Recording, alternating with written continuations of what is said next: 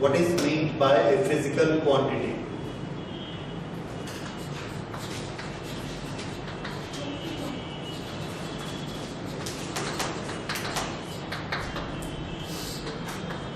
Physical quantity, जिस चीज को हम नाप सकते हैं, मेजरमेंट कर सकते हैं और जो कुछ रूल्स को फॉलो करती है, नेचर के कुछ नियमों को फॉलो करती है, वो वाली क्वांटिटी फिजिकल क्वांटिटी कहलाती है।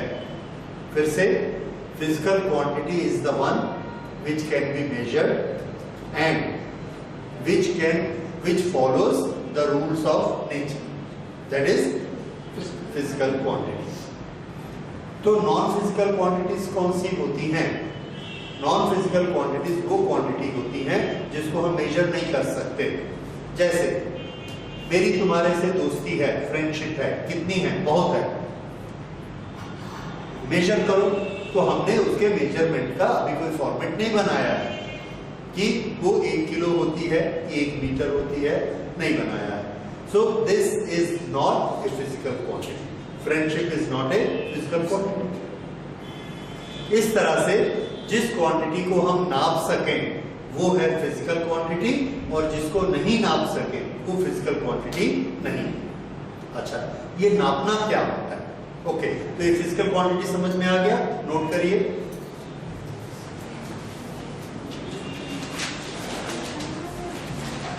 Something which can be measured,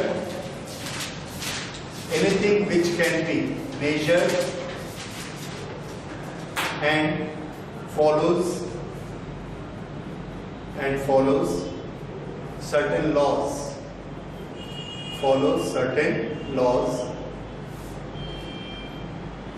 is a physical quantity,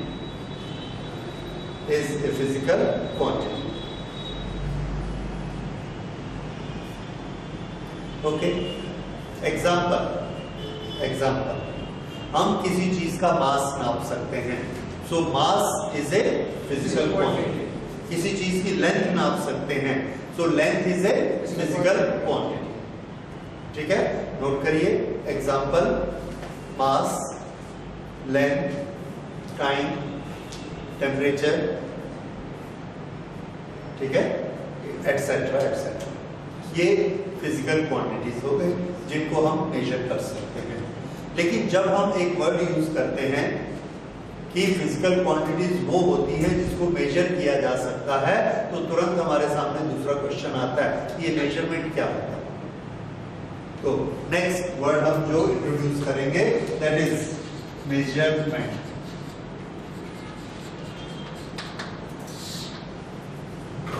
measurement ये होता है कि किसी भी चीज के क्वांटम को, वो चीज बड़ी है, छोटी है, ये उसका क्वांटम है, उसको हम किसी एक स्टैंडर्ड से कंपेयर करते हैं। जैसे हमने एक स्टैंडर्ड लिया, ये बोला भैया इसको देख लो, ये 1 किलो है, और उसके बाद हम इसको लेकर आए कि इसका मेजरमेंट करो। इसका मेजरमेंट करने के लिए हमने इसको तराजू में रखा, वेइंग स्केल में रखा एक तरफ, दूसरी तरफ हमने इसको रखा, वेइंग स्केल बराबर नहीं हुई, एक और रखा, एक और रखा, 4 बार रखा तो वेइंग स्केल बराबर हुआ। अब हमने इसको और इसको कंपेयर किया, ये इससे कितने गुना भारी है? 4 गुना। इसलिए हमने बोला इसका मास कितना है? 4 kg। इसको हमने क्या माना था? 1 kg। किसने बोला था इसको 1 kg मानो? हमको कैसे पता लगा ये 1 kg है?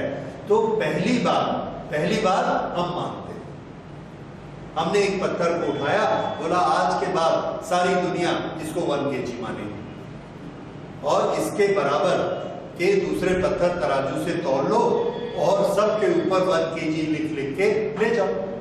तो पूरी दुनिया के लोग ले गए अपने अपने देश में, वहां उन्होंने तराजू लगाए और उसमें 1 किलो के और बार बना लिए, सब पे क्या लिख लिया? 1 kilo. That has become a standard. क्या शब्द यूज करना है? स्टैंडर्ड। सो अब किसी ने आया, सब्जी लेना है, इतनी सब्जी, ये सब्जी कितनी है, तो हमने क्या किया, अपना वो स्टैंडर्ड पार्ट निकाला, वो कितना लिखा है उस पे 1 किलो, और ऐसे बहुत सारे स्टैंडर्ड पार्ट निकाले, इधर सब्जी रखे और देख लिए बराबर करके। तो किसी भी चीज के क्वांटम को हम कंपेयर किससे करते हैं, एक स्टैंडर्ड क्वांटिटी से कंपेयर करते हैं, और ये जो कंपैरिजन की प्रोसेस है इसको कहते हैं नापना, मेजरमेंट। This is measurement. तो नोट करिए, measurement is the process of comparison.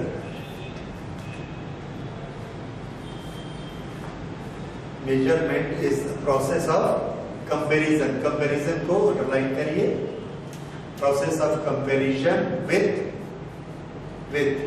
A standard quantum और स्टैंडर्ड क्वांटिटी। ये होता है मेजरमेंट। ओके, तो हमने एक चीज पढ़ी, क्वांटिटी और मेजरमेंट। अब फिर से इन दोनों पर आते हैं। क्वांटिटी के एग्जांपल कुछ आपने देखे। लेंथ एक क्वांटिटी होती है, ओके, तो एरिया एक क्वांटिटी होती है, वॉल्यूम ये भी एक क्वांटिटी होती है। अब इन क्वांटिटीज में जब हमने कैलकुलेशन करनी स्टार्ट की, तो एरिया का कैलकुलेशन कैसे किया? एरिया का कैलकुलेशन किया हमने length multiplied by this length. Length को 2 बार मल्टीप्लाई किया तो क्या मिल गया? एरिया। अब लेंथ को 3 बार मल्टीप्लाई किया, length multiplied by length multiplied by length, क्या मिला? वॉल्यूम। तो जब हम वॉल्यूम क्वांटिटी की बात करते हैं तो हम कोई नई क्वांटिटी को इंट्रोड्यूस नहीं कर रहे। हमने एक क्वांटिटी इंट्रोड्यूस की थी लेंथ, उसी से ही हमने क्या बना लिया? एरिया। उसी से ही क्या बना लिया? वॉल्यूम। हमको नई क्वांटिटी नहीं बनानी पड़ी। लेकिन उसके बाद हमने बोला कि एक आदमी चलता है 1 किलोमीटर, लेंथ है, समझ में आता है कि क्वांटिटी कौन सी है? लेंथ। दूसरा आदमी 2 किलोमीटर चलता है, वो भी ठीक है, लेकिन अब हमने उसमें क्या जोड़ दिया कि एक आदमी 1 घंटे में 2 किलोमीटर चलता है, दूसरा आदमी 1 घंटे में 4 किलोमीटर चलता है। तो पहला स्लो स्पीड से चलता है, दूसरा फास्ट स्पीड से चलता है। तो ये स्पीड क्या है? Speed is the length covered by the man per unit time. अगर t टाइम में किसी ने l डिस्टेंस कवर किया है तो 1 टाइम में कितना कवर करेगा? l अपॉन t, और ये क्या है? उसकी स्पीड। लेकिन स्पीड में हमको 2 क्वांटिटी की हेल्प लेनी पड़ी, लेंथ की और टाइम की। अब स्पीड भी एक क्वांटिटी है, वॉल्यूम भी एक क्वांटिटी है, लेंथ भी एक क्वांटिटी है, टाइम भी एक क्वांटिटी है। अब इन क्वांटिटीज को हमने डिफरेंशिएट करना शुरू किया। जैसे सुबह से शाम तक दिन होता है, बहुत लंबा होता है। कितना लंबा होता है? उसकी लेंथ बताइए। तो आप लेंथ नहीं बता पाएंगे क्योंकि आप टाइम बताएंगे। कितना होता है? 12 आवर्स। और एक सुबह से दूसरी सुबह तक 24 आवर्स, ये हम बताएंगे। अच्छा, एक दिन कितना भारी होता है, कितने किलोग्राम, ये भी नहीं बता सकते। क्यों? अब जैसे हमने बोला कि ये कमरा यहां से वहां तक कितने किलो हुआ, तो हम नहीं बता सकते, क्योंकि किलो हम किसके लिए यूज करते हैं? मास। ठीक है, और इसके लिए हम लेंथ के लिए कुछ और मीटर यूज करेंगे। इसका ये मतलब है कि इस कमरे का जो साइज है, इस कमरे की जो लेंथ है, उसको हम लोग मास में एक्सप्रेस नहीं कर सकते।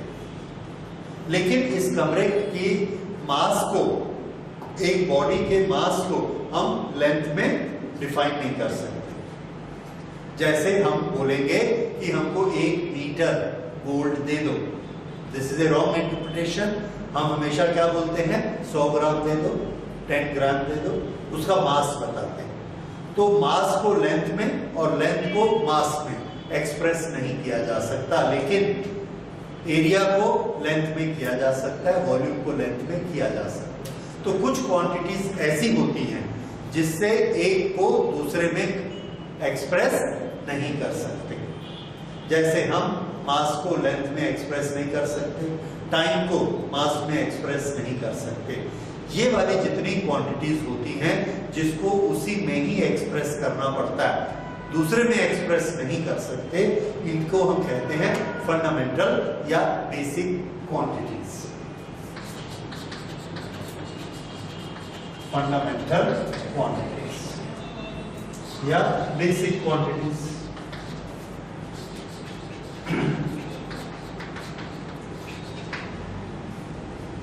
लेकिन एरिया को हम क्या कर सकते हैं, लेंथ में बता सकते हैं। हमको लेंथ की पावर 2 करनी पड़ेगी, लेंथ इनटू लेंथ। विड्थ भी एक लेंथ होती है, तो it is length into length. तो एरिया को लेंथ में एक्सप्रेस किया जा सकता है ऐसी क्वांटिटी जो दूसरी क्वांटिटी की भाषा में एक्सप्रेस की जा सके, ऐसी क्वांटिटी को बोलते हैं derived quantity.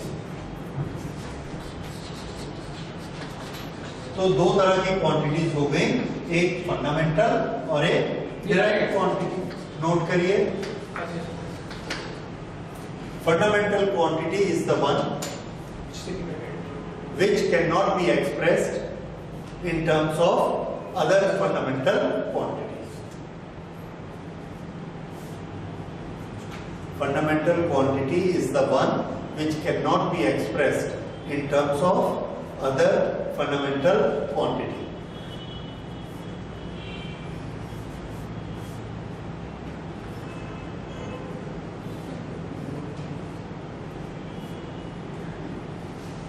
Derived quantity is the one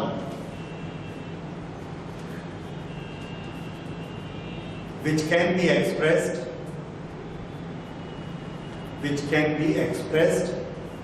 in terms of a combination of fundamental quantities. Combination of fundamental quantities. Example, area can be expressed in terms of length into length. ठीक है, फिर लिखिए speed can be expressed in terms of length and time. Speed can be expressed in terms of length and time. These are derived quantities. Okay, ये derived quantities हो गए।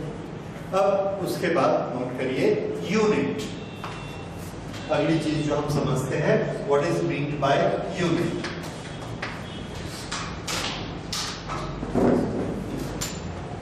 For measurement of a quantity, we make a standard quantity. उस quantity की हम एक standard बनाते हैं। जैसे एक क्वांटिटी है मास, इतना इतना इतना इतना बहुत हो सकता है। तो हम मेजरमेंट कैसे करेंगे, तो मास का मेजरमेंट करने के लिए हमने एक स्टैंडर्ड बनाया और उस स्टैंडर्ड का हमने नाम रखा 1। ओके, तो इसके लिए हमने स्टैंडर्ड बनाया किलोग्राम। तो kilogram is a standard measurement of a quantity. The name of the quantity is mass. Mass को मेजर करने के लिए हमने मेजरमेंट का नाम क्या रखा, किलोग्राम। तो किलोग्राम कहलाता है, 1 किलोग्राम इज यूनिट। क्योंकि उसके साथ 1 लग गया है, 1 के लिए क्या शब्द है, यूनिट। तो मास का यूनिट क्या होता है, 1 किलोग्राम। 1 किलोग्राम को मास ही होना चाहिए, मास ही होता है, लेकिन उसमें वो एक स्टैंडर्ड होता है। जैसे मैंने आपको बताया था, एक हमने पत्थर का टुकड़ा लिया और उसको बोला इसको हम आज से क्या बोलेंगे, 1 किलोग्राम। इस तरह से हमने यूनिट बनाया। इसी तरह से लेंथ का यूनिट हमको बनाना था, तो लेंथ का यूनिट बनाने के लिए हमने एक यूनिट बनाया और उसका नाम रखा मीटर, और बोला कि इतना लंबा। हमने एक डेफिनेशन बनाई, वो definition time to time revise होती चली गई, उसके बाद में स्टैंडर्डाइज कर दिया गया, और एक पर्टिकुलर लेंथ है, उस लेंथ को हम कितना बोलते हैं, 1 metre. So what is 1 metre? 1 metre is a length. तो लेंथ क्या चीज है, क्वांटिटी। मीटर क्या चीज है, उसका यूनिट। तो जो स्टैंडर्ड मेजरमेंट होता है उसको क्या बोलेंगे, यूनिट। तो यूनिट कौन है, मीटर। क्वांटिटी कौन है, लेंथ। ये याद रखिएगा, quantity is length, unit for measurement is metre. किस क्वांटिटी का, लेंथ की क्वांटिटी का। इस तरह से ये बन गया यूनिट। तो लिखिए, unit is a standard measurement, unit is a standard measurement of a quantity which is used for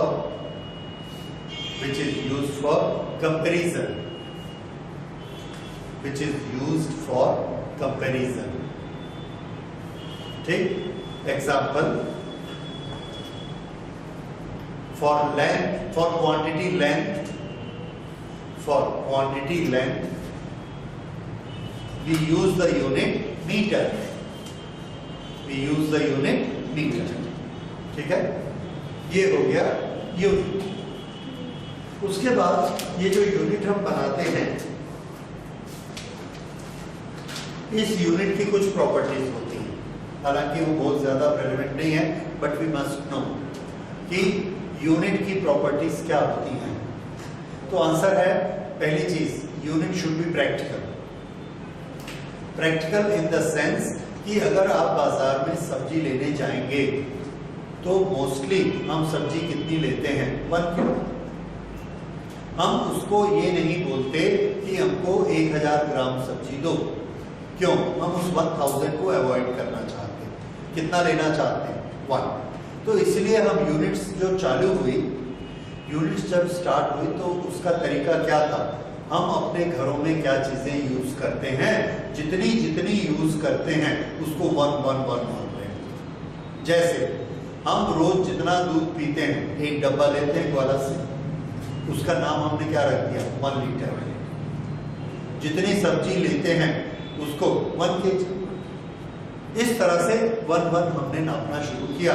अगर हमको एक कुर्ता बनाना है, इतना कपड़ा लगता है, दैट इज 1 मीटर।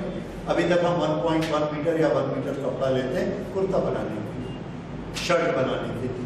तो इस तरह से जो हमारी डे टू डे प्रैक्टिस की चीजें थी, उनको ही हमने क्या बनाया, यूनिट, और बाद में उसको डिफाइन किया, बहुत अच्छे से डिफाइन किया ताकि उसमें कंफ्यूजन नहीं। तो यूनिट की एक प्रॉपर्टी क्या होती है कि उसमें दूसरे से कंफ्यूजन नहीं होना चाहिए। एनीवे, इस पर हम अभी फिर से आएंगे, प्रॉपर्टीज ऑफ यूनिट। अभी हम ये लेते हैं क्वांटिटी और यूनिट, इनका आपस में क्या रिलेशन होता है। तो देखिए, एक चीज यहां से यहां तक, ये लेंथ क्या है, क्वांटिटी। अगर हमने आपको बोला कि जरा ये वाली क्वांटिटी बताओ कितनी, तो हमने एक स्केल निकाला 1 मीटर का, उसको यहां से रखना शुरू किया, 1 बार, फिर 2 बार, फिर 3 बार, फिर 4 बार, ये दीवार आ गई। तो वो जो यूनिट थी वो कौन था, मीटर, यू। उसको कितनी बार रखना पड़ा, 4 बार। ये क्या मिल गई हमको, क्वांटिटी। ये क्वांटिटी क्या है, लेंथ है। So total quantity of length का हमने फॉर्मूला बनाया, Q is equal to number of times the unit. इस यूनिट को हमको जितनी बार रखना पड़ता है उससे मल्टीप्लाई कर देंगे तो क्या मिल जाएगी, क्वांटिटी। ये हमने एक स्टैंडर्ड बनाया, formula Q is equal to NU। इसको नोट कर लीजिए। quantity of a length is measured, quantity of a length is measured in terms, in multiple of units, in multiple of unit, expressed by Q is equal to NU. Q is equal to NU.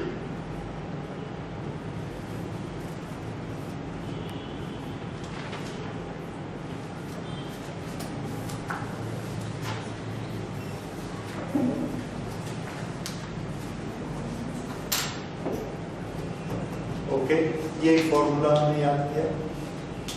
अच्छा, इसके बाद अगली चीज लिखिए जो हम discuss कर रहे थे, choice of a standard unit, choice of a standard unit.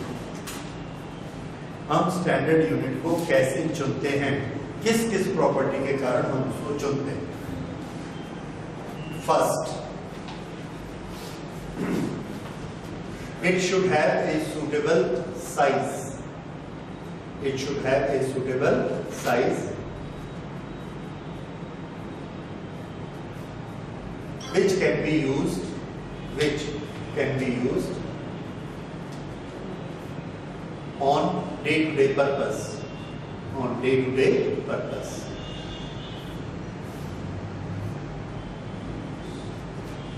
Second,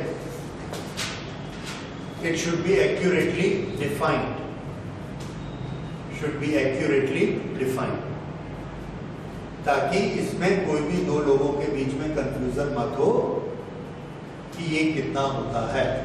जैसे एक दिन कितना लंबा होता है, तो अगर हम मॉर्निंग से इवनिंग तक एक दिन मानेंगे तो अलग अलग देशों में इसकी कैलकुलेशन अलग अलग होगी।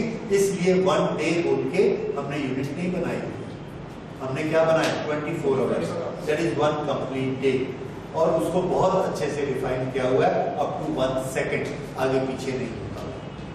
ओके, उसके बाद थर्ड लीजिए, it should be easily accessible, it should be easily accessible.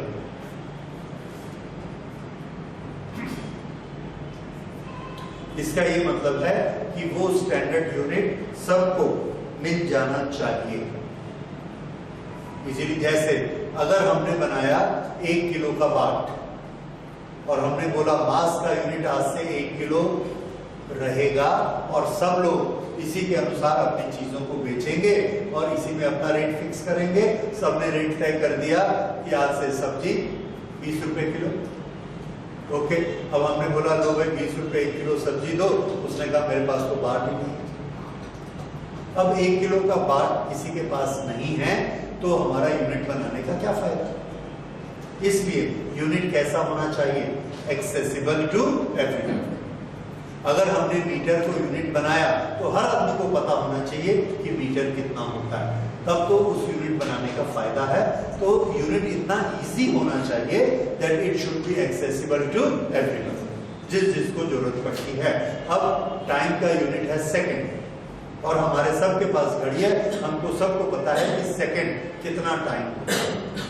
So instrument से करें या किसी भी चीज से करें, यूनिट को हमको एक्सेसिबल बनाना चाहिए, then it is useful. Next लिखिए, it should be easily reproducible, it should be easily reproducible. ये रिप्रोड्यूसिबल क्या होता है,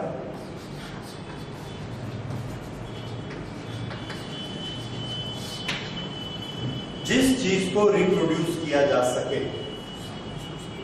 वो रिप्रोड्यूसिबल होता है। जैसे हमने एक टेम्परेचर का मेजरमेंट बनाया कि बर्फ जितनी ठंडी होती है और स्टीम जितनी गर्म होती है, बॉइलिंग वाटर, इन दोनों के बीच में जो डिग्री ऑफ हॉटनेस रहती है उसको हमने माना कि वो 100 डिग्री सेल्सियस होती है।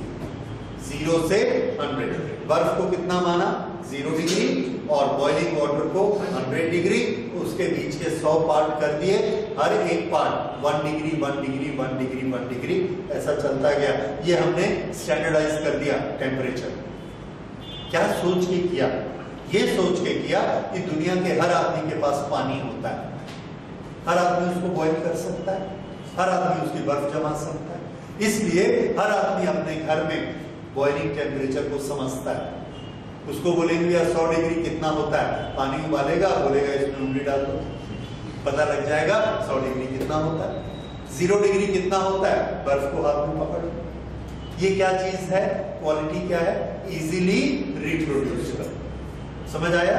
ये होती है इजीली रिप्रोड्यूसिबल। तो यूनिट को कैसा होना चाहिए? इजीली रिप्रोड्यूसिबल होना चाहिए। हमने एक ऐसी यूनिट बना दी कि कोई उसको समझ ही नहीं पा रहा है और कोई अपनी लैब में उसको बना ही नहीं पा रहा है, तो कोई फायदा नहीं यूनिट बनाने का, सब लोग उसको यूज नहीं कर सकते। सो दिस इज अनदर क्वांटिटी। और अगली चीज देखिए, it should not change with time. It should not change with time. ठीक है? जैसे जैसे टाइम बीतता है उसको छोटा बड़ा नहीं हो जाना चाहिए। जिस यूनिट को हमने बनाया, जैसे हमने एक लोहे का टुकड़ा लिया और बोला कि भैया ये 1 किलो है, और तुम मेरे को एक आदमी दूसरे के पास गया, बोला भैया ये सोना रख लो और मैं तुमसे 10 साल बाद ले लूंगा। तो बोले ठीक है, कितना है? उसने सोना दिया, उसने बाट चढ़ाए 10 किलो। ठीक है, 10 किलो। अब वो 10 साल बाद आया, 10 साल बाद आया, बोला मेरा सोने का दे दो। तो उसने वही बाट निकाला और फिर उसको नापा, 10 किलो सोना निकाल के उसको दे दिया। वो ले गया, घर जाके देखा वो तो कम है। क्यों कम हो गया? क्योंकि अगले का बाट ही घिस गया। 10 साल 10 साल में उसको रस्ट लग गया, जंग लग गया, साफ किया, जंग निकलते चला गया और बाट घिस गया। तो ये हमारे मेजरमेंट में गड़बड़ हो गई। Measurement is not accurate. तो मेजरमेंट में हम जो यूनिट बनाते हैं उसकी शर्त क्या होनी चाहिए? With time it should not change. हमने एक यार्ड इतना लंबा बना के रखा है और बताया कि यहाँ से रायपुर आपको जाना है, यहाँ से रायपुर जाने के लिए आपको 20,000 मीटर जाना पड़ेगा। Metre metre metre 20,000। और अगर आज से 100 साल बाद हमारा वो मीटर घिस के ऐसा हो गया तो हमारा रिकॉर्ड गलत हो जाएगा। उस समय हमको 20,010 मीटर जाना पड़ेगा। ठीक है? इस तरह से बहुत जरूरी है यूनिट के लिए कि क्या नहीं होना चाहिए, उसको टाइम के साथ चेंज नहीं होना चाहिए। ये बड़े मोटे मोटे एग्जाम्पल थे। साइंस में हम इससे और फाइन एग्जाम्पल ले सकते हैं कि यहां से हम जो डिस्टेंसेस नापते हैं स्पेस के डिस्टेंसेस में ये प्रॉब्लम बहुत आता है कि टाइम के साथ चीजें बदल जाती हैं, टाइम के साथ लेंथ बदल जाती है, टाइम के साथ मास बदल जाता है। और यही थ्योरी ऑफ रिलेटिविटी है कि अगर टाइम के अनुसार यूनिट्स बदल जाएंगे तो हमारी यूनिट गलत हो जाएगी और उससे हम चीजों को नहीं नाप सकते हैं। सो दिस इज वन स्टैंडर्ड। इसकी एक उसकी क्वालिटी है कि with time unit should not change. ये आपने नोट कर लिया है? ओके। उसके बाद लास्ट लिखिए, it should not change with, the unit should not change with temperature, pressure etcetera. Temperature, pressure etcetera.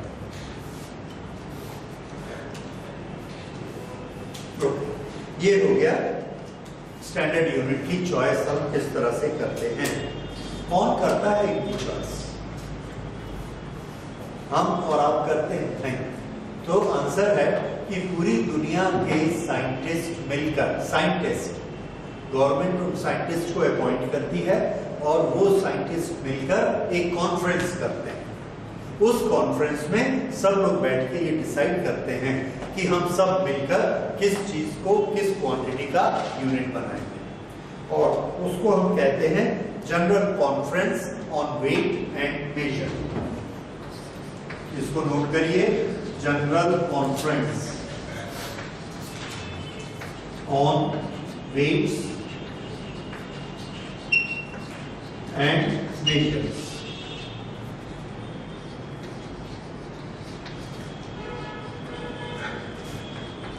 ये जो general conference on weights and measures है, ये सब देशों का संगठन है और सबके साइंटिस्ट बैठकर यूनिट्स को डिसाइड करते हैं। So they are the authorities. Okay, ये अथॉरिटी उसमें डिसाइड करती है, क्योंकि यूनिट्स के लिए एक बड़ी रिक्वायरमेंट है that there should be international acceptance.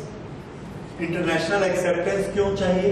क्योंकि एक एरोप्लेन एक देश से उड़ता है दूसरे देश में आता है, इसलिए उस पायलट को जो लैंग्वेज आती है वो कौन से यूनिट यूज करेगा जो पहला देश भी जानता है और दूसरा भी जानता है। क्यों? पहले देश से जो उसको इंस्ट्रक्शन मिलते हैं कंट्रोल रूम से, वो कौन सी यूनिट यूज करेगा जो उसके देश में। जहां पर इसको उतरना है वहां पर कौन से यूज करेगा जो उसके देश में। अब अगर पायलट को ये लैंग्वेज नहीं आती है तो वो समझेगा नहीं उन यूनिट्स को, और अगर नहीं समझेगा एक्सीडेंट होगा। अभी बीच में ऐसे एक्सीडेंट इंडिया में भी हुए हैं, क्योंकि उसमें कुछ रशियन पायलट थे जो कुछ इंस्ट्रक्शंस को नहीं समझ सके, ग्राउंड स्टाफ के इंस्ट्रक्शन को नहीं समझ सके।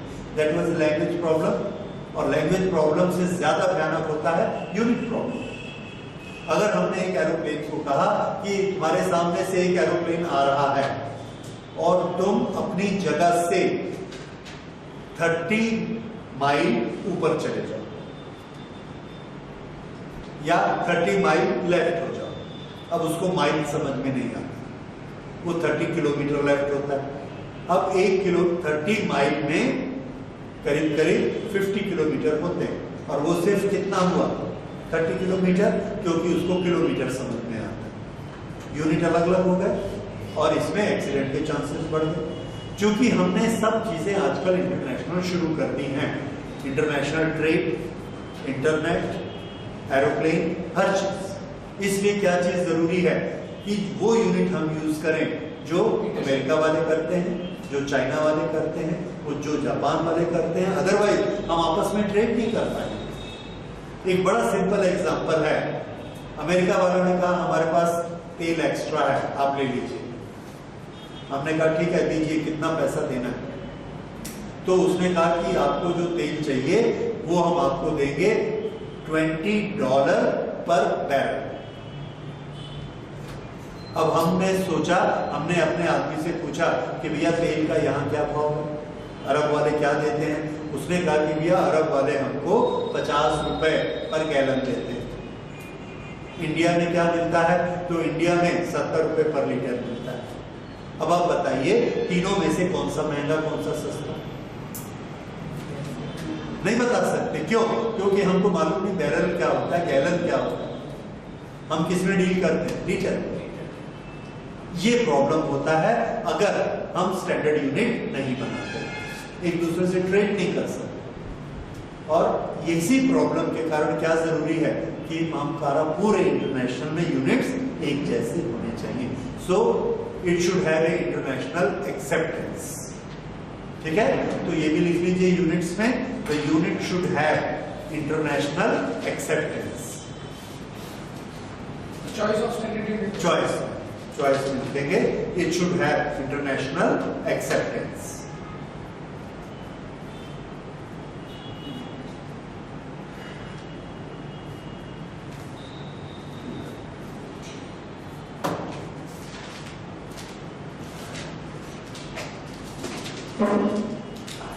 ओके, इंडिया में भी गवर्नमेंट ऑफ इंडिया ने बॉडीज बनाई हुई हैं जो कि उसका इंडियन स्टैंडर्ड्स, ISI आपने सुना है।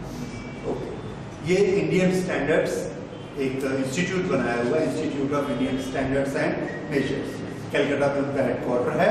वो पूरे इंडिया में इसको कंट्रोल करते हैं, वेट्स एंड मेजर्स, और वहां से सभी स्टेट गवर्नमेंट्स को इंस्ट्रक्शन जाते हैं कि आपको वेट कितना रखना है, मेजरमेंट कैसे करने हैं, उनको स्टैंडर्ड माना जाता है। अच्छा, उसके बाद अलग अलग देशों के लोग अलग अलग सिस्टम डेवलप कर चुके हैं। जैसे साइंस की प्रोग्रेस दुनिया में अलग अलग देशों में हुई। फ्रांस वाले अपने रिसर्च करते थे तो वो यूनिट भी अपने बनाते थे, इंग्लैंड वाले अपने यूनिट बनाते थे, कोई दूसरे देश वाले अपने बनाते थे, जापान ने रिसर्च किया तो वो अपने बनाने लगे, चाइना ने अपने बनाने लगे। लेकिन जो बहुत कॉमन यूनिट बने उसके बारे में अब हम लोग डिस्कस करेंगे, and that is known as systems of measurement. Note करिए, systems of units. Next is systems.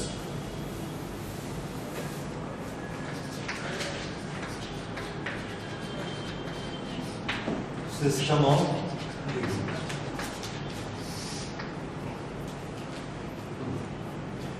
Units को जब अलग अलग देश के लोग नाप रहे थे तो इंग्लैंड में जो चीज चली, उन्होंने लेंथ के लिए एक इतना सा यूनिट बनाया और उसका नाम रखा फुट, और तौलने के लिए उन्होंने यूनिट बनाया जितना वो घर में केक बनाते थे, नॉर्मल, दैट इज पाउंड। मास को किस में नापते थे वो? पाउंड। और लेंथ को किस में नापते थे? फुट। और टाइम को नापते थे सेकंड। तो उनका सिस्टम का नाम क्या पड़ गया? FPS system, foot pound second, ये सिस्टम बन गया। इसी तरह से फ्रेंच लोगों ने बनाया, उन्होंने लेंथ के लिए रखा centimetre, centimetre C for centimetre, और मास उन्होंने नापा ग्राम, तो इसके लिए G, और टाइम सेकंड S। तो सिस्टम का नाम क्या पड़ गया? CGS system. ओके, ये दो सिस्टम बन गए। बाद में ये देखा गया कि ग्राम एक बहुत छोटा मास होता है और इसके कारण हमको कैलकुलेशंस करने में, बड़ी चीजों की कैलकुलेशन करने में प्रॉब्लम होती है।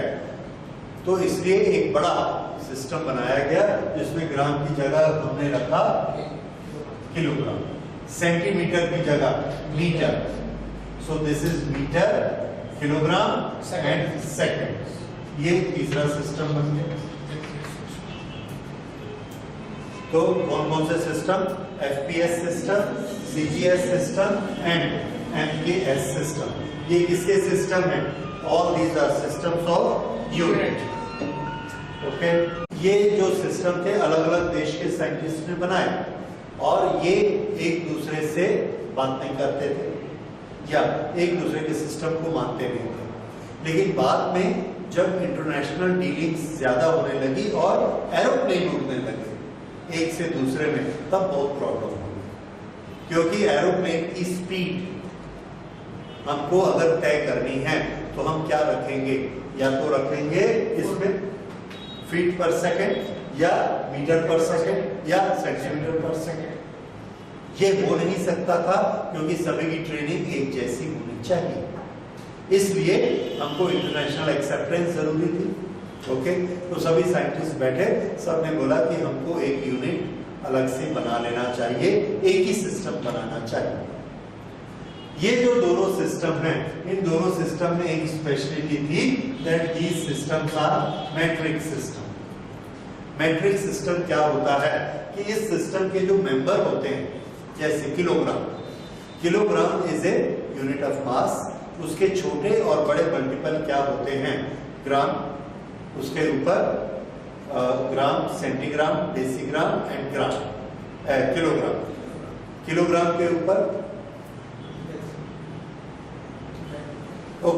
सॉरी, ग्राम के नीचे आते हैं मिलीग्राम, सेंटीग्राम, डेसीग्राम, ग्राम। ऊपर जाएंगे तो डेकाग्राम, हेक्टोग्राम एंड किलोग्राम। हर एक में एक से दूसरे में कैसे कन्वर्शन होता है? आइदर डिवाइड बाय 10 और मल्टीप्लाइड बाय 10। लेकिन एक से दूसरे मल्टीपल में जाने के लिए हमको किससे मल्टीप्लाई करना है, डिवाइड करना है? 10 से, और हमको कोई नंबर याद नहीं रखना। ठीक है, वैसे ही मीटर में होता है। तो मीटर में अगर आप मिलीमीटर, सेंटीमीटर, डेसीमीटर और मीटर, उसके ऊपर फिर से डेकामीटर, हेक्टोमीटर एंड किलोमीटर, सब में क्या क्या करना है? 10 10 10। इसलिए ये दोनों सिस्टम क्या कहलाते हैं? Metric system. This was a good quality और good property of it. FPS system में हमको बहुत प्रॉब्लम होता है, फुट पाउंड सेकंड में, क्योंकि कन्वर्शन फैक्टर्स अलग अलग होते हैं। हम लोग इसमें लेंथ के मामले में या लेंथ के मामले में पढ़ते थे 12 इंच का 1 फुट होता है, इंच। अभी भी इंडिया में चलता है क्योंकि ब्रिटिश सिस्टम है ये। और इंडिया ब्रिटिश कॉलोनी थी, तो वो मेजरमेंट अभी तक चले आ रहा है। तो 12 इंच का 1 फुट होता है, 3 फुट का 1 गज होता है, 1700 गज का 1 मील होता है। इसमें हमको 3, 12, 1700 ये सब याद रखना पड़ता है। और मीट्रिक सिस्टम में कुछ याद नहीं रखना, 10, 10, 10 से करिए, वो मल्टीप्लाई होता चला जाए। तो ये एक प्रॉब्लम होता है एफपीएस सिस्टम में। This is a bad point of FPS system. Okay, ये वाले सिस्टम दोनों अच्छे थे। बाद में जब कॉन्फ्रेंस हुई तो लोगों ने कहा कि अब साइंस इतनी बढ़ गई है कि अब हमारे पास ये सिर्फ 3 क्वांटिटी नहीं है, हमारे पास क्वांटिटी बहुत बढ़ गई है, तो हमको और नए यूनिट भी ढूंढने पड़ेंगे। इसके साथ ही साथ हमारी डेफिनेशंस भी काफी चेंज हो गई हैं, तो हमको यूनिट्स को फिर से डिफाइन करना पड़ेगा। तो हम डेफिनेशन चेंज करना चाहते हैं क्योंकि नई नई थ्योरी आ गई, आइंस्टाइन की थ्योरी ऑफ रिलेटिविटी आ गई। थ्योरी ऑफ रिलेटिविटी में एक चीज आई कि लेंथ, किसी भी चीज की स्टैंडर्ड लेंथ 1 मीटर इतनी होती है। एक लोहे का टुकड़ा हमने रखा, लेकिन आइंस्टाइन का ये कहना था कि इस लेंथ को आप स्टैंडर्ड नहीं मान सकते। क्यों नहीं मान सकते?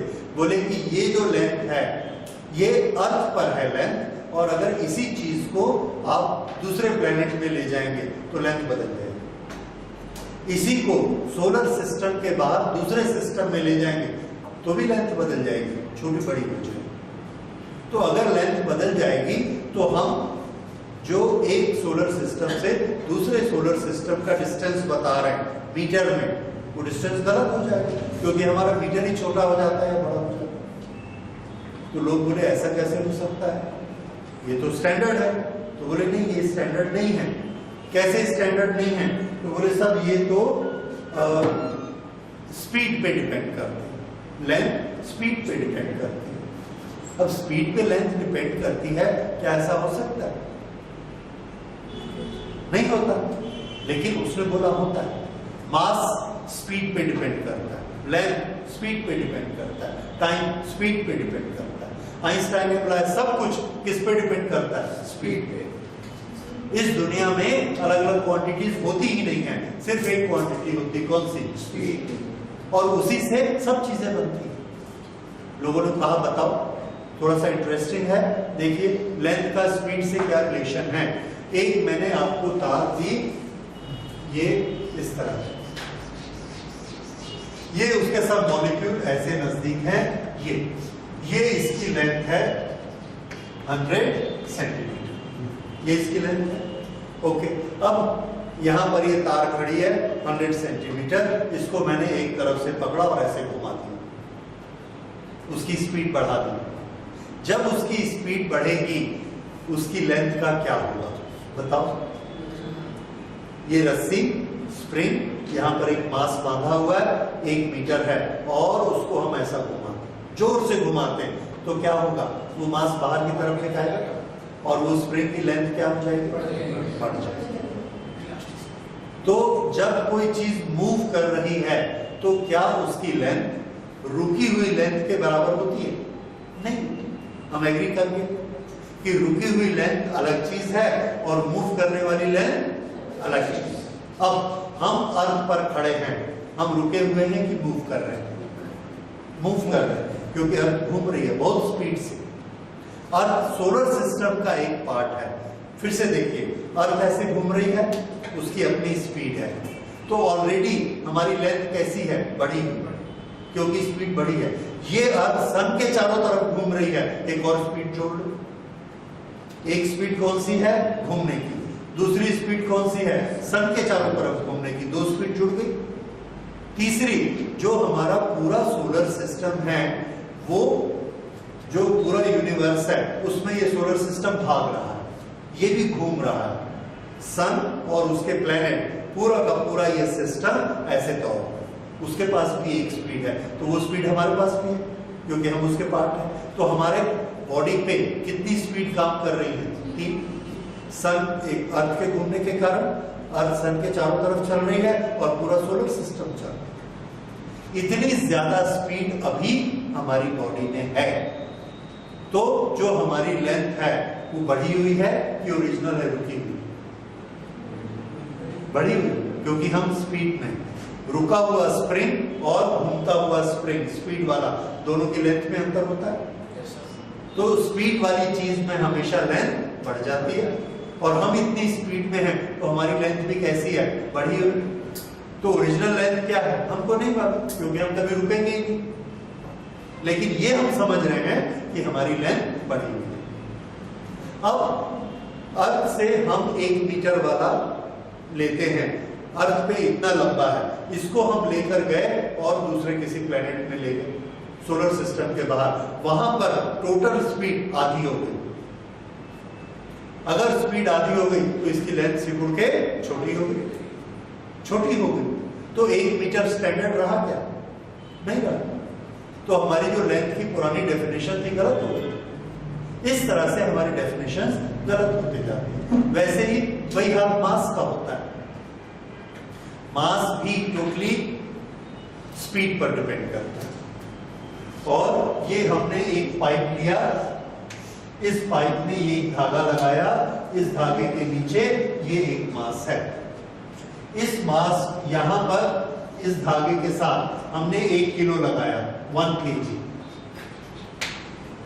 ये इसको बराबर बराबर उठा लेता है, तो इसका मास कितना है? 1 kg। अच्छा, अब हमने क्या किया? ½ kg, ये नीचे आएगा, लेकिन हमने ये वाले पाइप को पकड़ा और पकड़कर इसको ऐसे घुमा दिया। घुमाने से ये क्या हो जाएगा? बाहर की तरफ फेंकाएगा। अगर ये बाहर की तरफ फेंकाएगा तो ये किधर जाएगा? ऊपर जाएगा। ये ½ किलो ने किसको ऊपर खींच लिया? 1 किलो को ऊपर खींच लिया, और हमने देखा इस पर कितना लिखा हुआ है? ½ kg। तो हम बोलेंगे इसका मास कितना है? ½ kg। क्यों? हमारे 500 ग्राम ने उसको खींच लिया, जबकि ये खड़ा था, नहीं खींच पाता था, और जब मोशन में आ गया तो खींच लिया। तो इसका मास ½ kg है कि नहीं है? है? नहीं है। कंफ्यूज हो गए। क्यों? क्योंकि ये जो हमने स्टैंडर्ड बनाया था, इसकी स्पीड अगर कम या ज्यादा होती है तो ये अलग अलग तरीके से बिहेव करता है, कभी कम हो जाता है, कभी मास बढ़ जाता है। और ये जो मास कम हो जाता है या बढ़ जाता है, किसके कारण? स्पीड के कारण। और ये जो स्पीड के कारण मास बढ़ता है, मास जब कोई बॉडी स्पीड में है, तो मास जब कोई बॉडी स्पीड में नहीं है, उसकी स्पीड कितनी है? 0, जिसको कहते हैं रेस्ट मास। इसके साथ इसका क्या रिलेशन है? अगर वेलोसिटी बढ़ती है तो ये माइनस वाली क्वांटिटी बढ़ जाएगी, अगर माइनस वाली क्वांटिटी बढ़ गई तो ये वाली क्वांटिटी छोटी हो गई, अगर ये डिनोमिनेटर छोटा हो गया तो ये पूरी क्वांटिटी बड़ी हो गई। तो मास कैसा होता है? बढ़ते जाए। फिर से वेलोसिटी बढ़ रही है, वेलोसिटी बढ़ेगी। अगर वेलोसिटी बढ़ी तो माइनस वाला पोर्शन बढ़ा, तो डिनोमिनेटर छोटा। याद रखिएगा, स्टार्ट किससे किया था? वेलोसिटी बढ़ी, डिनोमिनेटर छोटा। अगर डिनोमिनेटर छोटा तो पूरी क्वांटिटी कैसी हो गई? बड़ी। तो मास इन द स्पीड कैसा होता है? बढ़ता। तो जब भी कोई चीज मूव करती है उसका मास बढ़ जाता है। This is theory of relativity. समझ आया? ये पॉइंट आप पूछ रहे थे? ओके। सो इस तरह से अब हमारा 1 किलो का बार कोई स्टैंडर्ड नहीं है, क्योंकि वो 1 किलो कब तक 1 किलो है? जब तक वो इसी वेलोसिटी में है। तो थ्योरी ऑफ रिलेटिविटी आने के बाद बहुत स्टैंडर्ड हमारे बिगड़ गए तो हमने उसको बनाना शुरू किया। आइंस्टाइन से पूछा कि ठीक है, ये बताओ दुनिया में कौन सी चीज नहीं चेंज होती, हम उसी से कंपेयर करना शुरू करेंगे। तो उसने बोला दुनिया में एक स्टैंडर्ड है जो चेंज नहीं होता, that is speed of light. एक ही कांस्टेंट है दुनिया में, स्पीड ऑफ लाइट कभी चेंज नहीं होती। उसको हमने कांस्टेंट माना और हमारी डेफिनेशंस हमने स्पीड ऑफ लाइट पर बेस करनी शुरू की, जितनी कर सकते थे वो स्पीड ऑफ लाइट पे की, टाइम से रिलेटेड, लेंथ से रिलेटेड ये। तो अभी जब डेफिनेशन आएंगी आप देखेंगे हमने कैसे उसको किया। तो ये चीज हम क्या डिस्कस कर रहे हैं कि टाइम टू टाइम डेफिनेशन हमको चेंज करनी पड़ती है। और ये कौन सी अथॉरिटी करती है? General conference on weights and measure, जो सब बैठते हैं।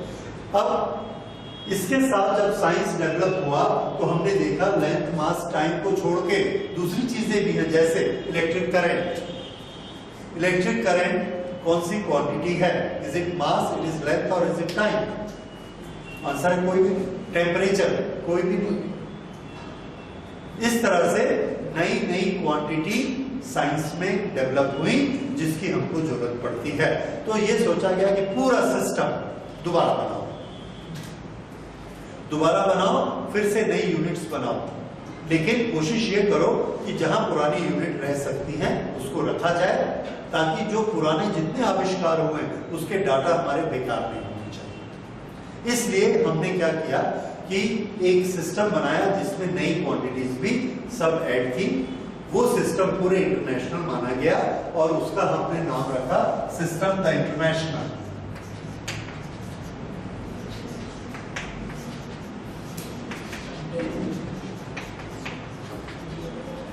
ये सिस्टम द इंटरनेशनल है, ये एक फ्रेंच वर्ड है। इसमें से हमने दो शब्दों को उठाया, दो अक्षरों को, एस एंड आई। तो ये सिस्टम का नाम क्या पड़ गया? SI system. SI system. Okay, तो एसआई सिस्टम क्या है? SI system is a system of units which includes all type of units, which includes all type of quantities, all type of units, and it has adopted the good points of all these units. इसमें ये mostly किस पर based है? MKS. So SI system is based on MKS system.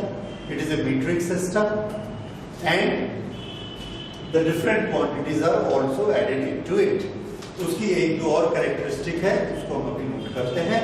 तो ये हमने क्या बनाया? SI system. अभी हम लोग कौन सा सिस्टम फॉलो करते हैं? तो आंसर है अब हम एसआई सिस्टम फॉलो करते हैं, और हमारी जितनी डेफिनेशंस हैं सब एसआई सिस्टम की बनाई हुई डेफिनेशंस हैं, वो हम स्टडी करेंगे।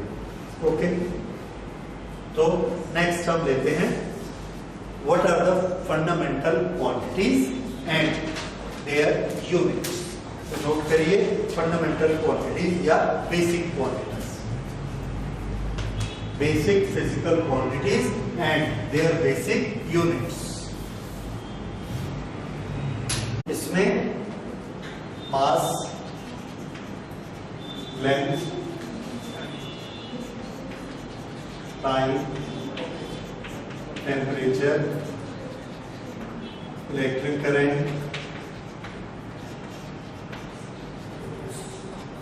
क्वांटिटी ऑफ मास और चमक, चमक के लिए ल्यूमिनस इंटेंसिटी।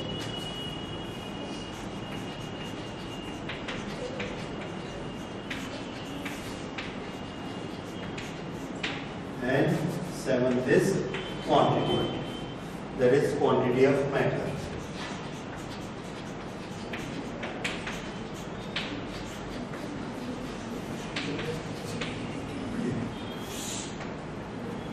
इनके लिए हमने यूनिट चुने। मास का standard unit kilogram,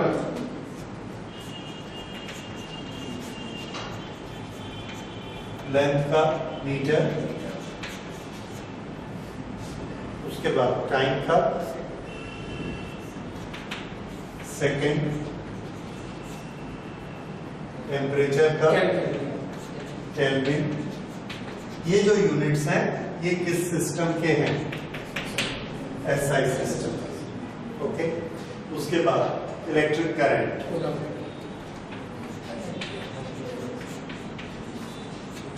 ampere, luminous intensity, this is candela,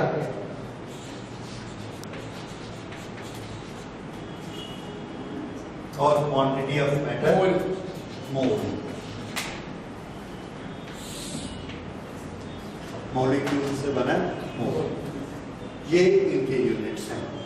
okay, अब इनके symbol, this is KG, meter, second capital K, capital A, candela, CD and mode MOL।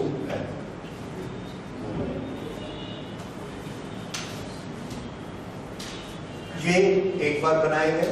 उसके बाद जब फिर ये 1972 के आसपास बनाए गए, उसके बाद जब 4 साल बाद फिर रिव्यू किया गया तो देखा कि अभी भी 2 चीजें ऐसी हैं जिसको हम इन 7 में से किसी में भी एक्सप्रेस नहीं कर पाते। जैसे ये एक लाइन है, ये दूसरी लाइन है, दोनों की लेंथ है 60 सेंटीमीटर, लेकिन ये एंगल बनाता है 30 डिग्री। ये एंगल कितना बना 60, ये बना 90। ये जो एंगल बन रहा है ये 30, 60, 90, ये जो मेजरमेंट हो रहा है ये क्या चीज है? इसमें से मास, लेंथ, कुछ भी नहीं। इसका मतलब अगर हम किसी को इसमें एक्सप्रेस नहीं कर सकते तो वो क्या बन जाएगी? उसके लिए हमको एक नई यूनिट बनानी पड़ेगी। तो हमने नई यूनिट बनाई, किसके लिए? लेंथ के लिए। चूंकि वो ओरिजिनल लिस्ट में नहीं थी तो कौन सी लिस्ट में आ गई? अगर आप ओरिजिनल एग्जाम में पास नहीं होते तो आप क्या देते? सप्लीमेंट्री। बात होती। तो चूंकि ये ओरिजिनल लिस्ट में नहीं आई थी इसलिए उस लिस्ट का नाम क्या पड़ गया? सप्लीमेंट्री। तो वो सप्लीमेंट्री यूनिट है। तो सप्लीमेंट्री क्वांटिटी कौन सी होती है? एंगल। और एंगल के लिए हमने यूनिट बनाया रेडियन, RAD। वैसे ही सॉलिड एंगल, सॉलिड एंगल इसको जब हम यूनिट में पढ़ेंगे उस समय फिर पढ़ेंगे सॉलिड एंगल क्या होता है। और इसका unit steradian, steradian STR। Okay, या सिर्फ ऐसा, नॉट STR, ऐसा। इस तरह से कितनी यूनिट, अब ये कितनी क्वांटिटीज बन गई? 9, 7 + 2। ये कौन सी हैं? ये हैं सिर्फ बेसिक यूनिट्स, फंडामेंटल। डिराइव्ड सैकड़ों में होती है जो एक के बाद एक बनती जाती है। इसको छोड़ के जो कुछ भी मिलेगा वो क्या है? Derived unit, derived quantity. ठीक है, ये डिराइव्ड होती है। अब इसको लिखने के लिए एक चीज ध्यान रखिए, ये जब आप लिखते हैं this is in small,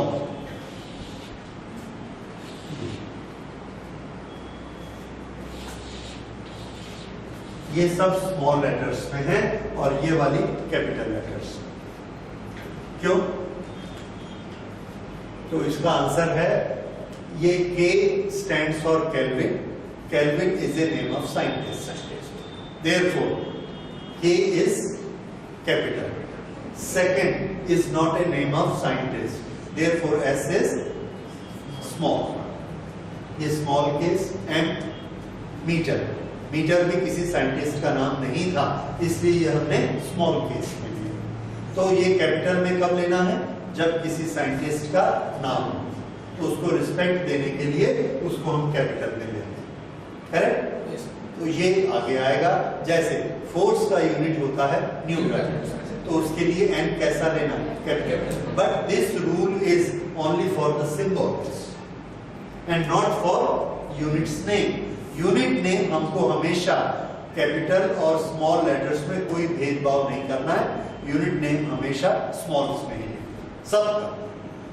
Whether it is Newton, if I want to write 5 Newton force, so I will write it this way, 5 Newton. अगर मुझे सिंबल में लिखना है, then I will write it N. अभी N कैसा हो गया?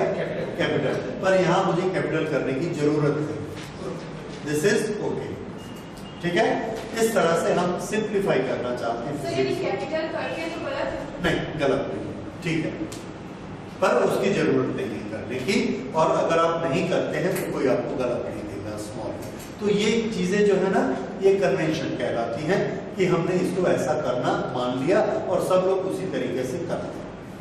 तो आगे यूनिट्स और फॉर्मूला लिखने के कुछ और कन्वेंशन आएंगे कि हमको अपॉन लिखना है नहीं लिखना, यूनिट को किस तरह से लिखना है। उसमें से 2 चीजें मैंने अभी बताई और चीजें भी आएंगी आगे। तो anyway these are fundamental units, fundamental quantities, ये आपको याद करनी है। और अगली क्लास में हम लोग पढ़ेंगे 1 मीटर क्या होता है, 1 किलोग्राम क्या होता है, 1 सेकेंड क्या होता है, हर एक की डेफिनेशन। ठीक है, उसको पढ़ेंगे, काफी बोरिंग है पर करना जरूरी है, उसको समझना जरूरी है। And you will like it कि कितने मुश्किल से हम लोग किसी चीज को डिफाइन कर रहे हैं कि 1 मीटर लेंथ हम किसको बोलते हैं, इसको डिफाइन करने में ही हमको इतनी मुश्किल होती है, पर इतनी परफेक्ट डेफिनेशन बनती है कि आज और आज के 1 लाख साल बाद किसी भी देश में चले जाएंगे वो डेफिनेशन बदलेगी, वो मीटर नहीं बदलेगी। ठीक है, अदरवाइज इतनी फास्ट चीजें बदल रही हैं कि हमारी डेफिनेशन काम की काम चली जाएगी। इसलिए बहुत केयरफुली हमको डेफिनेशन बनानी पड़ती है। तो अगली क्लास में आप देखिएगा डेफिनेशन हमने कितनी केयरफुली बनाई है, कैसे कैसे बनाई है। और इसमें से बहुत सारी डेफिनेशन एग्जाम में आती हैं, पक्का आती है। तो वो मैं आपको बताऊंगा कौन सी डेफिनेशन के ज्यादा चांसेस हैं। सो उसको आप याद करेंगे, that definition will be exam. Okay.